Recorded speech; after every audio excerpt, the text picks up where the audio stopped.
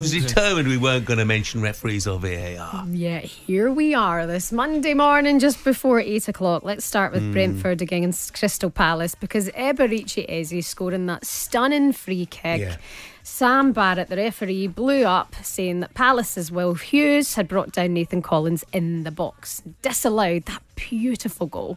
Correct decision, Jeff? Well, no, obviously not. I mean, the first... Did you seriously ask him that? The first thing was Sam Barrett, pretty much new to the Premier League, so you've got to give him a bit of latitude. Yes.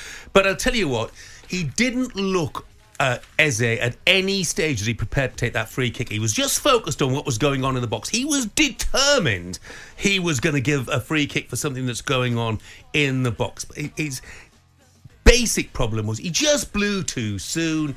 Give it a beat, give yourself time to think. But, you know, even if there was a scuffle going on inside that box, to me, it should be irrelevant. It's like when they used to rule out goals for offside when somebody was standing on the wing, you know, in an offside position. Because what was going on in the box, regardless of whether it was a foul or not, had no impact on the free kick whatsoever. I mean, it was. The good news for Sam Barrett is that he won't make a worse decision this season. And he came straight out and said, might have got that wrong. And then Eze did a brilliant post-match and said, we weren't just relying on that moment. We didn't take our chances elsewhere, which I thought was pretty big of a Yes, absolutely. On both counts, actually. It was great that the referee came out and said, I got that wrong. And I say, he's new to the Premier League. Got to give him a bit of latitude. And Palace took it remarkably well. So taking that a step further then, Jeff, do you think referees up and down the country or just in the top flight have been told, wait that split second before you blow your whistle? I don't know. What I think they have been told definitely is that they want to stamp down on grappling in the box, and he was too focused on that. Okay, fair enough. Let's talk about Newcastle against Southampton, because we did see a sending off for Fabian Schar. Headbutting Ben Brereton Diaz, who went down like a ton of bricks.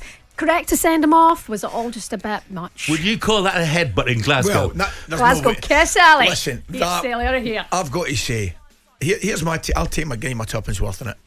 I can understand why the referee sent him off, right? Brereton Diaz was out. I mean, it was shocking. Absolutely shocking going down like that. I find that embarrassing. So it's such a riddy. It's terrible. You wouldn't want it. I mean, why would you get? You would not get down. All you're doing there, all he's doing there, is attempting and unfortunately succeeding in getting a fairly professional sent off. Yeah, and that's exactly what he did. And you know the other thing, Shaban, in that, if you looked at it, okay, Fabian Schar moved his head towards Ben Brereton Diaz, you know, foolishly.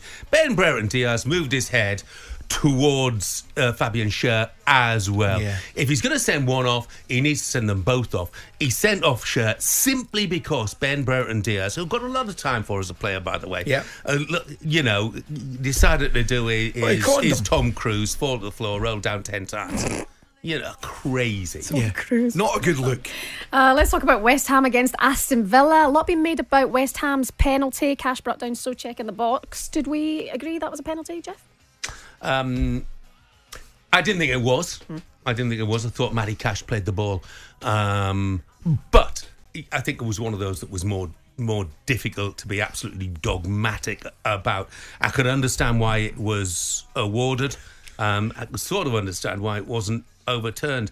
But, you know, this thing, referees call, we're going to hear it all the time this season, aren't we? And again, we've already seen the lack of consistency. Referees call, okay? So that was what happened at the London Stadium. The VAR decided not to interfere with the referee's call.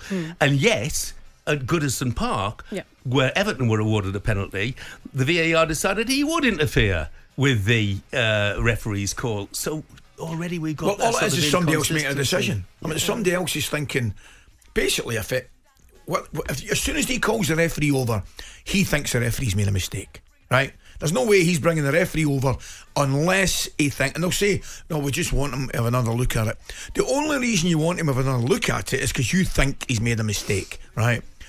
See the West Ham one, Chef's 100% spot on. I don't think I'd have given it, but I don't think I wouldn't be in complete uproar because I can understand why he gave it. And then trending online, the Everton VAR check was almost like he was looking at a blank screen.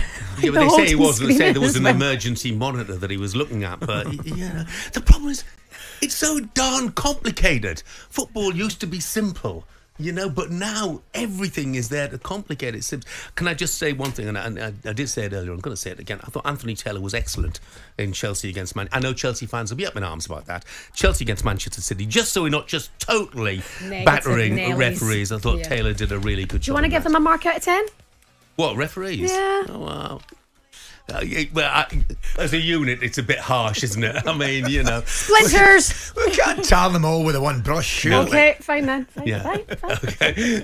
talkSPORT Breakfast, waking you up Monday to Friday morning from 6 a.m. on AM, on DAB, via the talkSPORT app and on your smart speaker. talkSPORT.